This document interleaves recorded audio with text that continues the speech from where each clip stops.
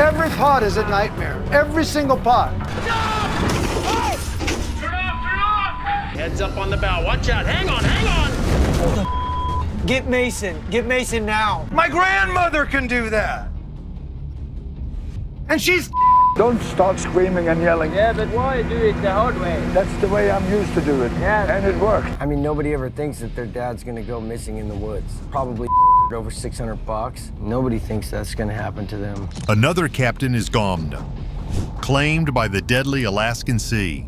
After 15 years of fighting waves and freezing storms, the sea has struck once more in the world of Deadliest Catch.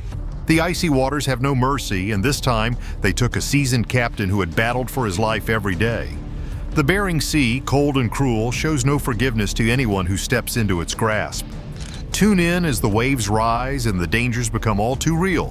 What happens next will leave everyone speechless. 15 years of fury. The unforgiving Alaskan Sea, that cruel mistress of icy wrath, has yet again claimed a life. And here we are, watching as another captain joins the list of those who've paid the ultimate price. Tragedy doesn't take a break, and neither does the sea. The Bering Sea, where every wave feels like it's trying to crush your spirit, has one more story to tell. It's not about a triumphant catch or a safe return to shore. It's about the cruel reality of trying to make a living in a place that genuinely wants you dead.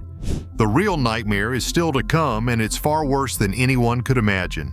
Imagine spending every day knowing that a single mistake, a moment of carelessness, can be your last. That's the reality for the crews of Deadliest Catch.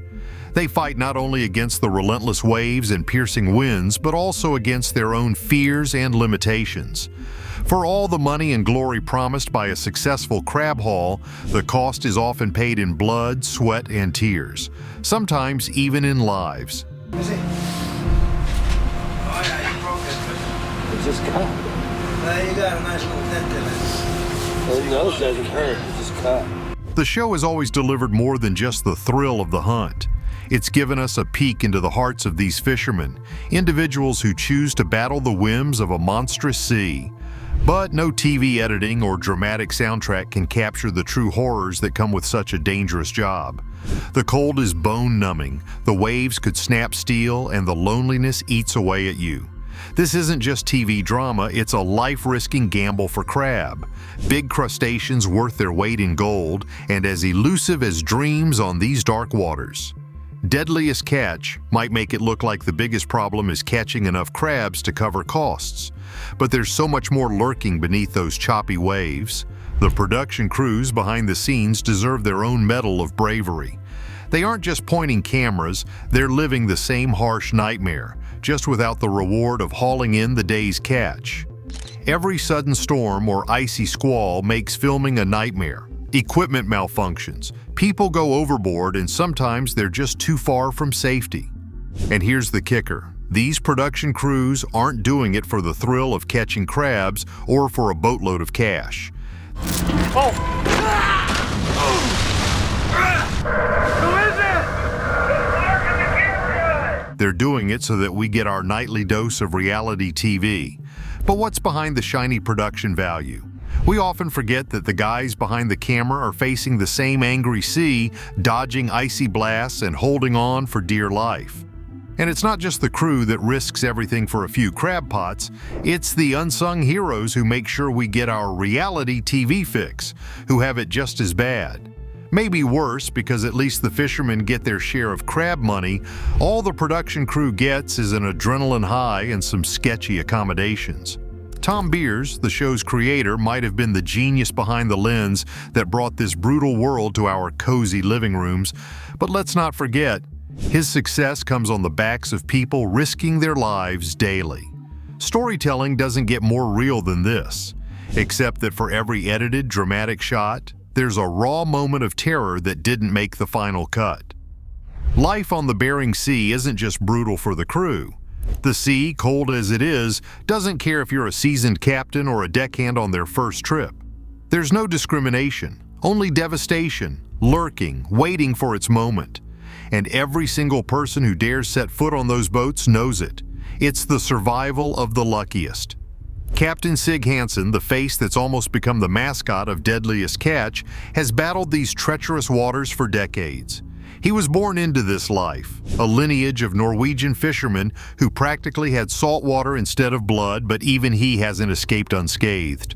Heart attacks, stress, and still he's at it. Maybe it's courage, maybe it's obsession, but it's a gamble every time. The supermoon, that beautiful thing people like to snap Instagram photos of, is pure hell for these captains. While everyone else marvels at its glow, the fishermen curse its name, knowing the havoc it's about to wreak on the tides. The moon pulls harder, the tides swell, and the waves grow meaner. It's a nightmare wrapped in a silvery glow, reminding everyone on those decks just how much of nature's mercy they're at, which is to say, none. It's not the kind of thing they talk about on Instagram, though. There's also an unspoken reality with these captains that the cameras don't dwell on. Like Josh Harris, who tried stepping up after his father, Captain Phil, passed away. The expectations were enormous, and the cameras didn't care about his emotional breakdowns, the stress, or the public resurfacing of old ugly accusations. He tried to live up to his father's legacy and ultimately fell short. It's easy to judge, but unless someone stood on the deck of a crab boat in a freezing storm, maybe it's better not to. And Elliot Neese? He might have been a talented captain, but he also battled his own demons, and they got the best of him. Substance abuse, legal troubles, falling into the worst kind of spiral. It's a story too familiar in this harsh lifestyle. The pressure, isolation, danger, it can chew a person up and spit them out. It's not just the captains either, it's the crew. Job's dangerous enough, can't be like, not all. You're not on the ball, you could get killed or hurt. The stories of those who've gone missing or have lost their lives aren't uncommon. Jake Anderson, who went from greenhorn to captain, knows tragedy too well. His father's mysterious disappearance, his sister's untimely death, the man has more reason than most to have thrown in the towel, yet he keeps coming back to the water, facing the thing that has taken so much from him. Maybe it's a kind of madness, or maybe it's a sense of purpose. Who knows? What happens next shows how much the sea takes and how hard it is to keep going. The tragic end of FV Destination. And then there are the tragedies that break your heart. Captain Phil Harris, a fixture of the series, succumbed to a stroke right in the middle of it all. His death was broadcast to audiences around the world, a painful reminder that these aren't just tough guys putting on a show, they're human beings, living and dying by the sea. Or the FV Destination sinking in 2017, a seasoned boat lost with all 6 crew members on board. They fought against severe icing, tried to keep their boat from tipping, and ultimately, nature won. They were real people, fathers, sons, friends, and they went down doing what they loved. For the sea doesn't play favorites, doesn't show mercy, it simply takes what it wants, and that's that. And yet, despite it all, there's something that keeps these men and women coming back. There's a camaraderie, a shared understanding that's impossible to find anywhere else. It's the kind of bond forged not through shared laughter, but through shared fear, hardship, and the understanding that any one of them might not make it back next time. They fight against nature, against their own fears, and against the clock, all for the chance to bring home that catch. The crab, the prize that's never guaranteed, the payout that's always risky. And for what? The chance to make some money, to prove something to themselves, and maybe to survive another day. The world of Deadliest Catch is complex, filled with victories, losses, and a constant battle against elements that couldn't care less about human determination. Each trip out to the Bering Sea is a leap into the unknown. No one knows if they'll make it back. And while the danger is part of the thrill, it's also a reminder of the thin line between life and death out there. The ocean is beautiful, but indifferent. It doesn't care about bravery or experience. It just is. Cold, relentless, and full of secrets that pull at the human spirit. Beyond the cameras and crew, there are the families back home. The ones glued to their phones, waiting for updates. Wives, children, parents, all waiting for that one call that says everything is fine, even when they know it rarely is. I just got a call from Joy. What happened? Tom died. There's a whole world behind those boat decks. families who support this dangerous livelihood yet live in constant worry. Every fisherman knows that when they say goodbye before a trip, it could be the last time. That's the brutal truth. Look at Mandy Hansen, for example. She's grown up watching her father, Sig Hansen, battle the sea. She's seen the toll it's taken on him, the health scares, the stress, the heartbreak, but she's chosen the same path. It's almost like the sea has its own kind of pull on people, something that goes beyond logic or sense. Maybe it's in their blood, maybe it's the challenge, or maybe it's the promise of some form of freedom that most people never experience. Whatever it is, Mandy's out there, learning the ropes, taking the helm, and preparing herself for the day she'll take over the Northwestern. And if anyone thinks the ocean will go easy on her because she's young or because she's Sig Hansen's daughter, they're wrong. The sea doesn't care. And then there are the moments of rare, fleeting triumph. The times when a pot comes up brimming with crab and the crew, battered and weary, erupts in cheers. Those moments, they're pure gold. They make the exhaustion worth it. They make the danger feel a little less suffocating. It's like a rush that nothing on land could ever compare to. But those moments are rare, and they're not guaranteed. The sea gives, but it takes so much more. Consider the story of the Cornelia Marie, one of the most iconic vessels in the Deadliest Catch fleet. After Captain Phil Harris passed, the boat struggled to find its footing. Josh Harris tried to step into his father's shoes, but those were big shoes to fill. The sea doesn't care about good intentions or legacies. It's unforgiving, and it tested Josh in every possible way. With the pressures of living up to his father's name, managing a crew, and dealing with personal demons, the weight was almost unbearable. And when past allegations resurfaced, it was like the sea itself decided to drown him in one final wave of misfortune. The Cornelia Marie, once led by a legend, now had a captain who was struggling to keep himself afloat, let alone his ship. If we fail this season, then the Cornelia Marie will be up for sale to the highest bidder. Gab's probably watching from up top. You know, that'd be the biggest embarrassment ever. Elliot Neese, another name that fans remember well. A captain with undeniable talent but a troubled soul.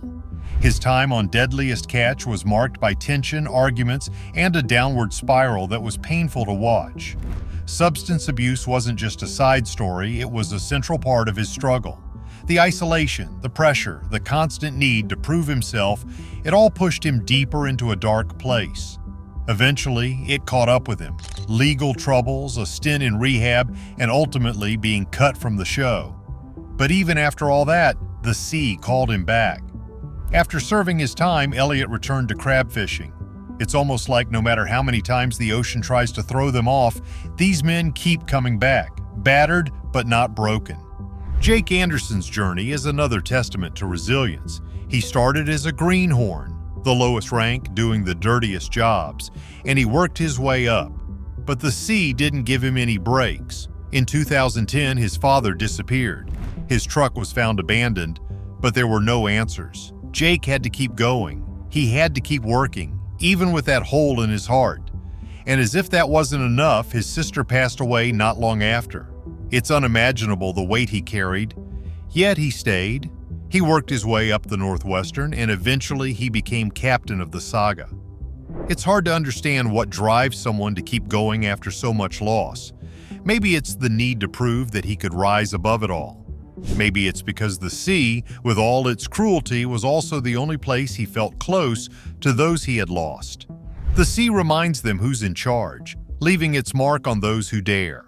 When experience isn't enough, the sea doesn't care. It's not interested in how much experience a crew has, how many years a captain has under their belt, or whether someone is on TV or not. The tragedy of the FE destination back in 2017 is the kind of brutal reminder no one likes, but everyone needs to hear. It's a classic case of nature saying, "Nope, not today," and taking everything despite the skill and caution of those aboard. 6 people, all professionals who knew what they were doing, were lost because the ocean decided it wanted to collect a debt that day. It's tough, it's heart-wrenching, but that's the reality of this life. If you've been watching Deadliest Catch for long enough, you'll see that the victories are great, but the sea is always waiting, ready to take back what's hers. No one knows this better than Sig Hansen. The guy has been at it forever, literally risking life and limb. In 2016, it wasn't the freezing waves or relentless storms that almost got him, it was his own heart, right there on the deck of his boat. A heart attack in the middle of the ocean, caught on camera for the whole world to see. You'll never hear him complain about, I'm tired, I can't make it through the... You'll never, ever hear him. He'll never even hint to you that he's hurting that way. But Sig's not one to bow out. He came back, kept going like nothing happened until 2019 rolled around and it was another health scare. This time it was an allergic reaction that almost took him out. And each time he's gone back like the guy's got some unfinished business out there. Maybe it's about the money. Maybe it's just that without that danger, without the chase, he wouldn't know who he is. Either way, his daughter Mandy is waiting in the wings, learning everything she can. She's ready to take over when her father can't do it anymore. But there's a sad truth to it. No amount of lessons can prepare her for what's out there.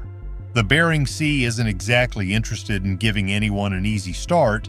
Mandy is stepping into a legacy that's got danger written all over it, and she knows it.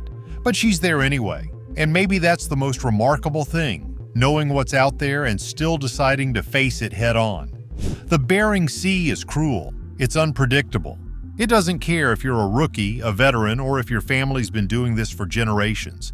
It's indifferent, a relentless force that'll take much more than it ever gives. The people who head out there know it could be their last trip, yet they go anyway. For the money, the thrill, or maybe because they just can't imagine doing anything else.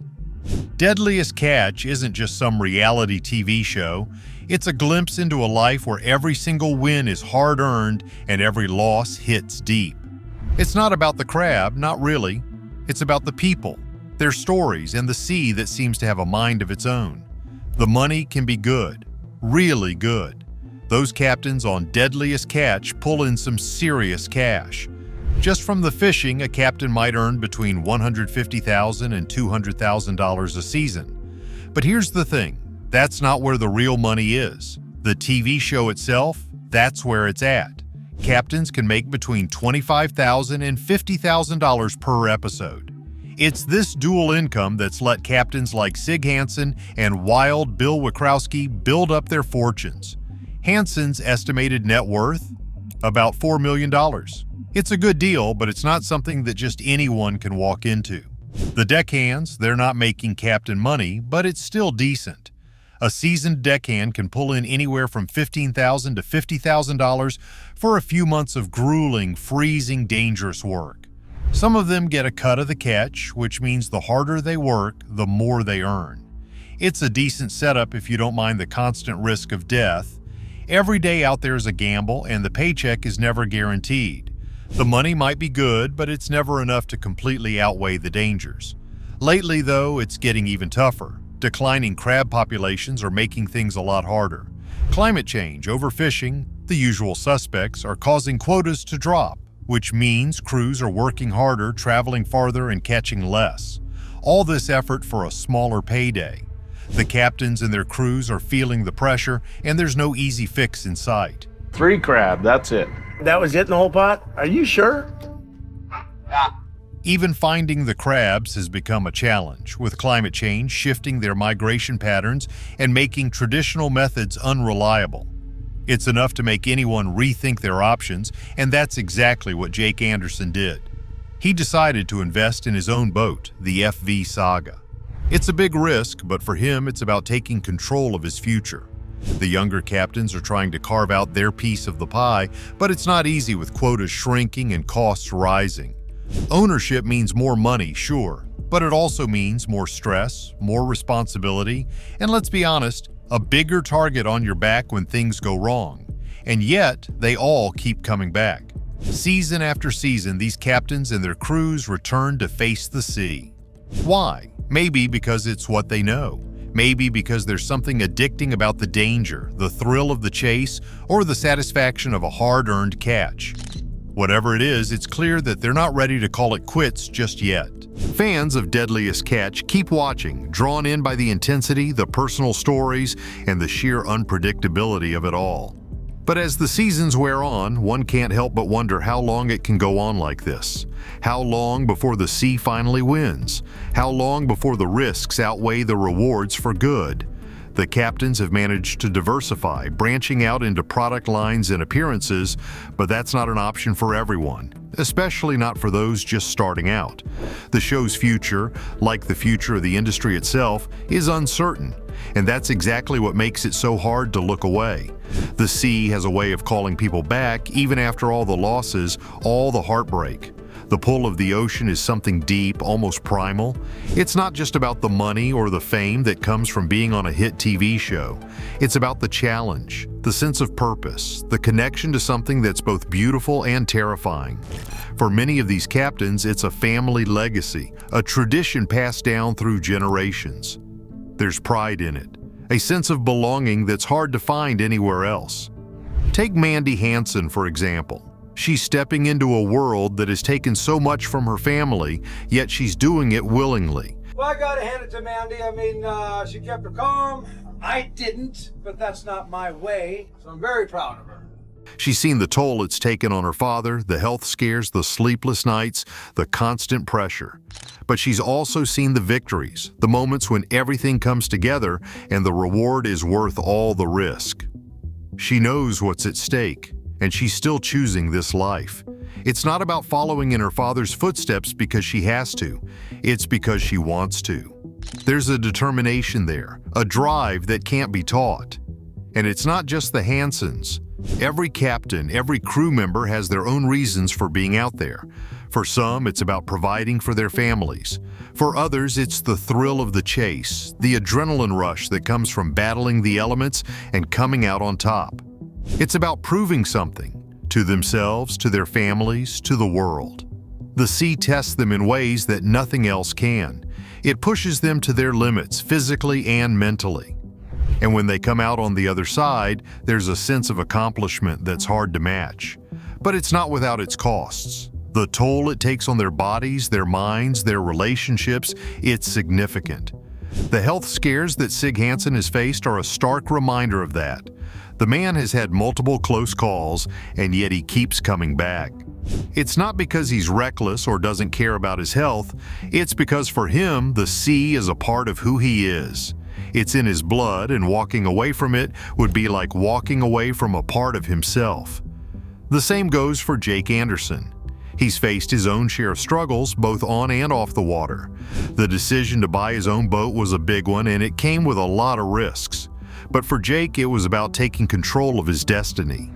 He's worked his way up from being a deckhand, learning from some of the best in the business, and now he's carving out his own path. It's not easy, and there are no guarantees, but that's the nature of the game. The sea doesn't offer any promises, and neither does the fishing industry.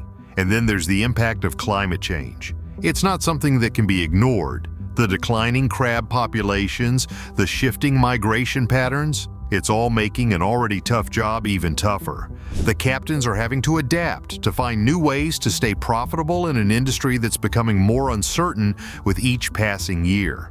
It's a constant struggle, and there's no easy answer. But if there's one thing that's clear, it's that these captains and their crews aren't going down without a fight. The future of Deadliest Catch is as unpredictable as the sea itself. The show has been a staple for years, drawing in viewers with its raw, unfiltered look at one of the most dangerous jobs in the world. But as the challenges mount, declining crab stocks, rising costs, increased regulations, one has to wonder how long it can continue. The captains are doing what they can to adapt, to find new ways to make it work, but the reality is that the industry is changing, and with that change comes uncertainty. Is the fight against nature and dwindling resources still worth the risk? Leave a comment and subscribe to share your thoughts and keep the conversation going.